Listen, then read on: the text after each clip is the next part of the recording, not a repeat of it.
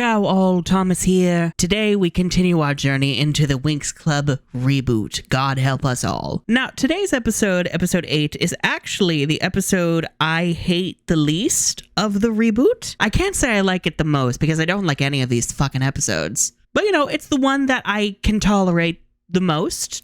That's still not good, but it's something, I guess. A lot of people like this episode for the way that it takes Riven and it makes him not toxic. Dare I say there are glimmers of like a cute, wholesome dynamic between him and Musa. But like, am I about to ruin that for you? Yes. Yes, I am. For money. But we'll save that for later, shall we? First, we begin at Elfia. Strangely, the outro song is playing.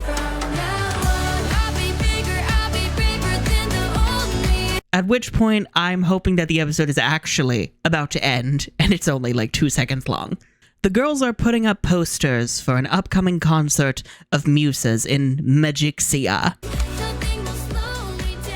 Musa in concert. Let's get all these posters up for tomorrow's show. Tell me why the poster has a better art style than the show itself. Although, also, I'm like, tell me that poster wasn't AI generated like everything else. So to prepare for the concert, Stella has created outfits for them all. She's actually working on Bloom's right now, like physically putting it together. Bloom, stop fidgeting. You're breaking my concentration. Why is she doing it in like the courtyard instead of her dorm? God knows. Like, this is a delicate, time-consuming process, and you're doing it out in the open where other people are there to gawk or also get in the way, and also where you're exposed to the elements. Like, this doesn't seem like a good idea. I don't know why the hell anyone would do this.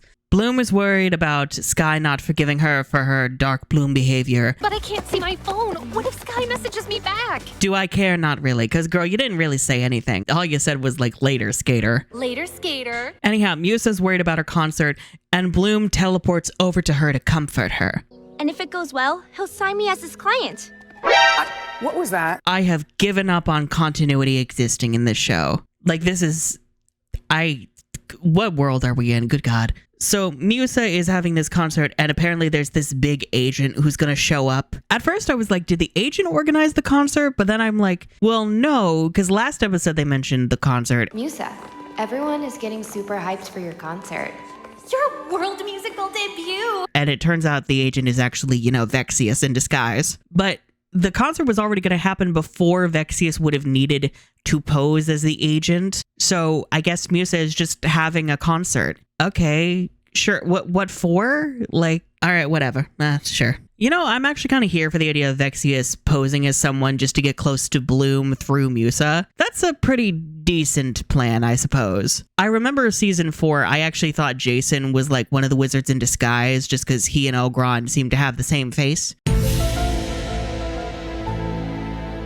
But then that did not happen, so okay. Anyhow, Stella puts them all in the concert outfits, and I'm just like, girl, these are not cute. They're not the worst things I've ever seen, but I'm not really that impressed. Although I'm wondering why you had to physically make Bloom's, but you could just magically pop on everybody else's. Like, did you make these beforehand, and now you're magically putting them on the... Whatever. As Stella moves, I can't help but notice that her pigtails refuse to move with her properly. They're like giant plastic molds you would see on a toy. Also, I find it funny that when Stella decides to take Bloom's phone to text Sky, Sky immediately answers back like he knows it's not Bloom on the other end. If he says yes, we'll know that he forgives you. And if he says no? So the specialists show up to help. Timmy finally exists again. He actually looks really good in orange. Like, his season 2 outfit had orange, I think, and he looked good in that. And he looks kind of good in this, despite the fact he is wearing 2 jackets, just like Sky. What the fuck? Brandon, like, falls from the upper part of the stage while getting things set up. And he, like, uses this fabric. Stella floats up to him to, you know, break his fall and not die. Whoa! Princess? And, you know, it's done so that he'll, like, fall and, like, you know, pin Stella to the stage and it'll be all cute or whatever. I'm not really getting how the physics of that work. Like, I don't think that would have been a gentle fall. Flora creates her plastic vines. The frame conveniently doesn't show where they're growing from. Okay, whatever. There's this moment that's supposed to like set up Musa's suspicion towards Riven. Later we could. Once again, Musa is like side-eyeing Riven because she remembers her past life. You know, this would make more sense if they didn't cut that specialist scene from the 3rd episode where Riven mispronounced her name. You're Musa, right? Musa. That's what I said. You know, maybe then it would explain a lot of Musa's hesitation towards him. But here it's just like, why are we assuming bad things of him? He's not like doing anything bad. Anyhow, Sky isn't here because he's with Diosporo. Diosporo has this thing called the Everyversary. Just For Diosporo, everything gets an anniversary. The first time Sky opened the door for her. The first time he bought a boba drink for her. That's so Diosporo. it's something to like make her appear more vain and dislikable so that we root for the cheating. I am so tired of trying to have the cake and eat it too. I'm just, writers, make a choice. Let Bloom make a choice. But has the concept of women having choices gone too far?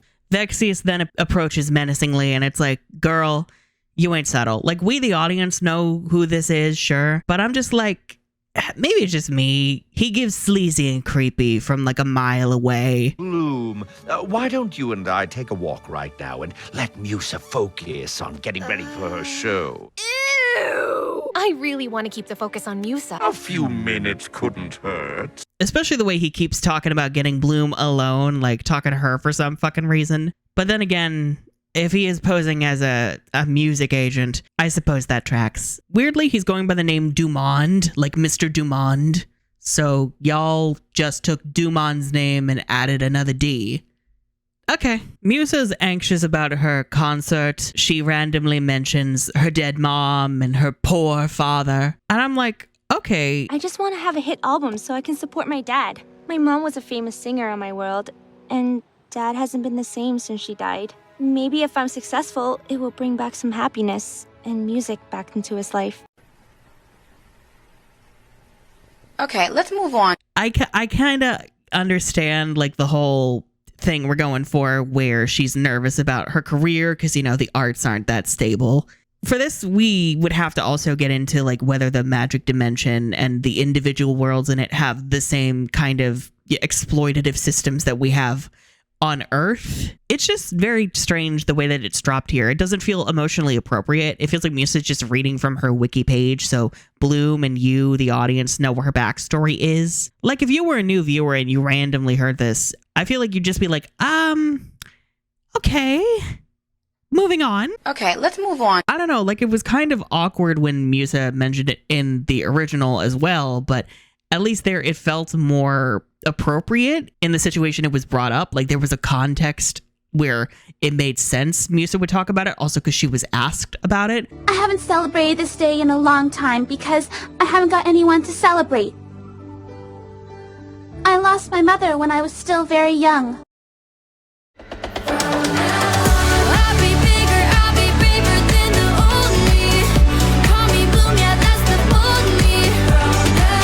Whereas here she's just unprompted, just going into like her tragic backstory. Anyhow, the girlies spot Riven and decide to stalk him because we think he's evil for some reason. Look at him being so sneaky. Why do I feel like he's up to no good? What the f? However, we end up finding him in a music shop practicing on a guitar. And he's practicing her song, presumably for the concert. Huh?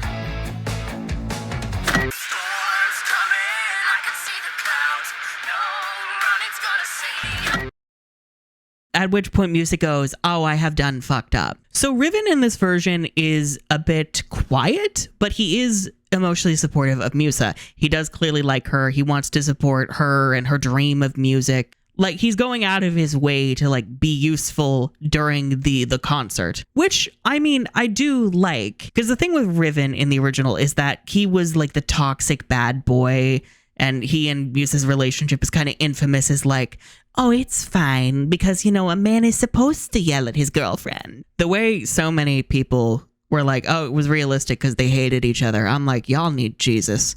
The thing with Riven, though, is that it made sense for him to be like that in the first season because he was generally very chauvinistic, misogynistic, generally a a douchebag. And the Trix use that to turn him to their side and use him as a spy to get information on Bloom in the hopes of getting her power. It served a narrative purpose. Riven was punished for it. And then, atoned. He redeemed himself in the last 2 episodes of the season. But, the first season, Riven and Musa aren't really thinking about each other a lot. Like, Musa has an initial crush on him.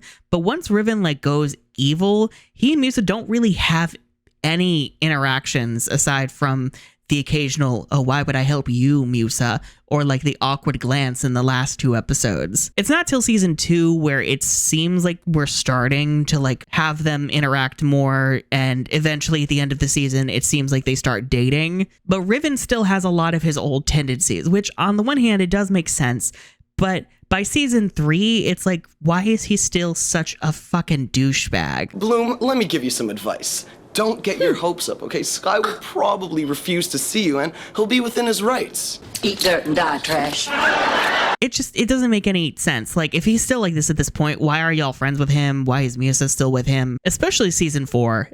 Season 4, I can't stand either of them motherfuckers. And they should have broken up at that point. They should have been an example of an unhealthy relationship that has run its course and needs to end for both of their sake. So eventually it got to a point where the toxicity was just unnecessary. But it did serve a narrative purpose at first. Whereas here in the reboot, because Riven doesn't have those things, it's okay, why is he here then? Because yeah, he's generally nice and supportive of Musa, but what else? The show barely cares about Musa, so why should we then care about her love interest? You know what I mean? There's no narrative purpose for Riven being here. You could remove him from the reboot and nothing would change. And it doesn't help that a lot of Riven's negative traits have been moved over to Damien. The being an insecure man who doesn't want to be saved by fairies, the antagonism towards the Winx, the working with the Trix, the fact that he's an antagonist, but there's a little bit of good in him seemingly. Those are all Riven things from the first season, but now they're Damien things. So Damien has just kind of become Riven, and now Riven is just kind of this weird husk where it's okay, you're kind of nice and wholesome, but what else? Oh yeah, it's also weird because the Trix then decide to ambush Bloom and Musa on their own because they want to get the dragon flame for themselves. Where is my super suit? Darcy does this thing where she isolates them with some weird dark magic, but it's one, this is a city. Cities are crowded literally everywhere, and you're not even in an enclosed alley. It looks like you're out in the open in broad daylight and no one is around. The fuck? I'm not even sure what Darcy's thing was supposed to be. Is it an illusion? Because it's this purple cloud, and on the inside of the purple cloud everything gets a weird tint, but it's not an illusion where if you're outside of it you don't see the fight, because you see the purple cloud. Riven walks up to it and sees the dark cloud. To keep away prying eyes. 10 seconds later. Huh? Dark magic. And not only can he see it, he can get past it. He touches it and he moves right in. So you haven't disguised yourselves to hide your attack on the Winx or managed to create a barrier to keep intruders out. All you've done is draw attention to the fact that you're ambushing the fairies. So anyway, Musa gets frozen like a loser.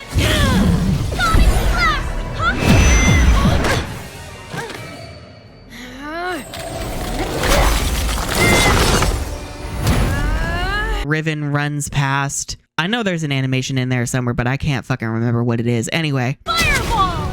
Go get Musa! I will handle this! 10 seconds later. Riven takes care of the Trix. Bloom unfreezes Musa. The Trix retreat. Wow, that was pointless. That really didn't need to be here. Because we've already established Riven is a good dude, but this is I think they're trying to cement that he's a good dude, which cool, I guess, but did we really need this? And it also reminds me of Darcy mentioning her crush on Riven, but it's that came out of nowhere. Why? Y'all have had no interactions. Riven hadn't even really done anything up until that point. And now it's not even coming back into play, in any way. Well, literally, what was the point? What was the point of any of it? So the concert happens. Musa does her song. It's mid. Brighter than the sun, always having fun. I don't know. Elisa's voice is nice, but the lyrics are just so basic. So basic. I refer to my tangent on the music from last time. During the song, Diospro flashes her like ring, and it's like, oh wait, are she and Sky engaged? Like, it's the thing where she moves her ring up, and it's the kind of thing that you do when you're trying to show off your ring to someone. Sky doesn't love you, Bloom. Like when you're moving your arms to and fro in a concert because you're having a good time, usually it's like the palm faces forward. Like you wouldn't actively turn your hand like that. It would be uncomfortable unless you're actively trying to show off something like a ring. So it's weird, but then also we see the ring and it cuts away immediately. Like the camera doesn't sit on the ring. Anyway, this is to get Bloom upset because she's like, oh no, they have a ring. It must be an engagement or something. She goes backstage and she's all sad. And Vexius takes this opportunity to be like, the dragon flame is mine, bitch. I don't care about Musa. He tries to steal it, but he can't because turns out the dragon flame cannot be taken by force. It must be given willingly. I have you!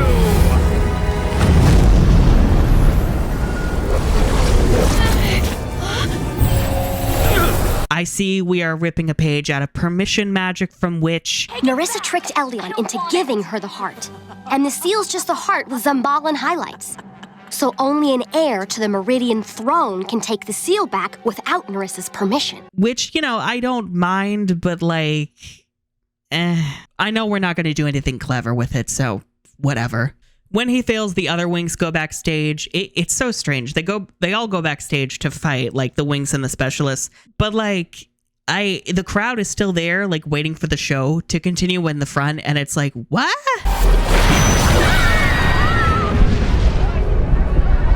Like, do they think it's an intermission? Does no one notice all the colorful lights in the back? The Winx transform. It takes too much fucking time. Good God. Let's get him.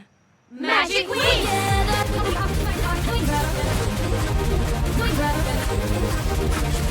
Oh, you know you've got a great magical girl show when people are like, are they done transforming yet? Cue one of the worst fight scenes in the show. Like, good God. Aisha throws a couple water balls. They look fucking horrible. The name is awful. Water ball! They try to do this clever thing where Vexius is supposed to move out the way and the water hits Bloom and like extinguishes her attack. But it looks like Aisha was either aiming for Bloom or Bloom knowingly walked into the attack.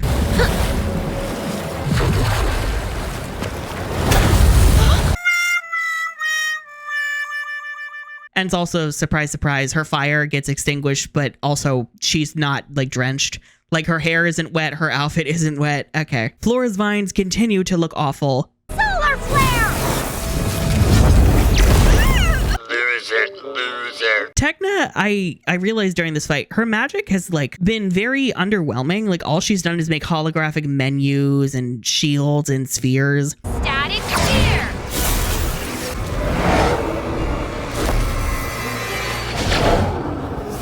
They ask you how you are, you just have to say that you're fine when you're not really fine. But there's been no actual like blasts of electricity, I think. Musa kind of gets a cool thing where she releases sound waves into the ground. I always love that move from her, but it's useless because Vexius like trashes them.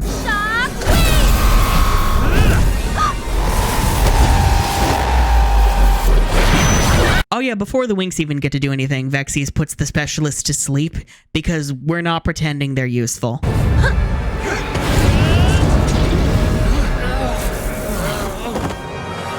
Farragonda and Griffin arrive right on time to do nothing.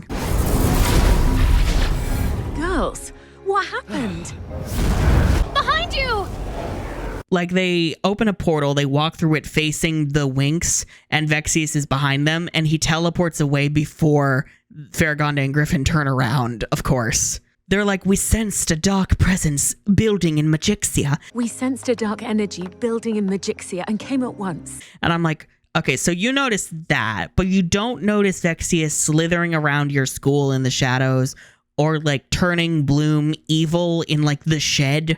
Okay, sure, whatever. Riven consoles Musa when she's like, oh, it was all like a sham. This whole concert was a trick. Maybe he lied to you, but the concert is real. You were amazing out there. which is cute, but you know, we've already established that this is pointless, so I feel nothing. I can't believe it took a terrible reboot for Musa to have a decent relationship, and it's not even that good. So then, you know, to have our happy ending, the Winx get to perform. We get to have the Winx band again for merch. You know, I didn't like the Winx band in season 4 because it felt very hive-mindy. And it's like, how did y'all get so good at instruments? And also, why is Bloom your lead singer? Here, I don't mind them being the band as much because it feels like a one-time thing for fun. But it is, again, like, wow, Bloom is the lead singer. Rainbow really don't give a fuck. I do not wish you well. I hope you live in interesting times. I hope you grow taste buds in your booty hole. I hope you develop a permanent nose whistle. I pray that all your clothes tickle. I hope that every leg of every chair you ever sit in is uneven. I hope that you get a virus and can't unsubscribe from Fashion Nova notifications. They do another song. It's aggressively mid. I feel nothing. And it's especially funny because a lot of Bloom's facial expressions are horrifying.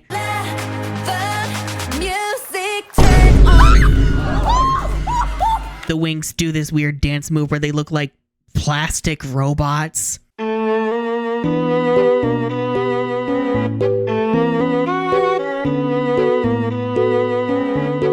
know what they give? They give those weird AI like robot things that a lot of companies have been showing recently that like fall over immediately. That's what it gives. After the concert, Fairgon and Griffin are like, maybe we should tell Bloom that she has the dragon flame because shit's getting crazy. I don't care. It's the way that the dragon flame, it hasn't been explained like at all. Like even when they explain it to Bloom, they don't bother explaining what it actually is or its origins. They just really assume that you know everything from the original show.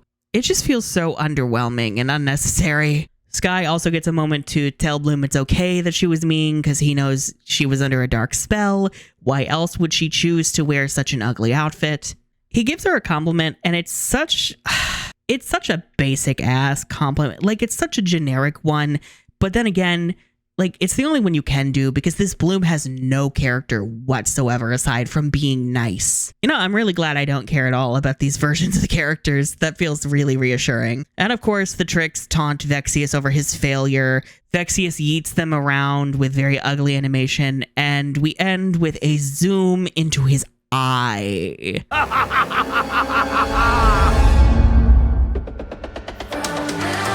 We didn't need that. We really didn't need that. I just, you know, the more I describe it, the more I am like annoyed at this episode. But like the fact that this is as good as it gets, like there's a decently competent idea for a story here. I don't completely hate the structure.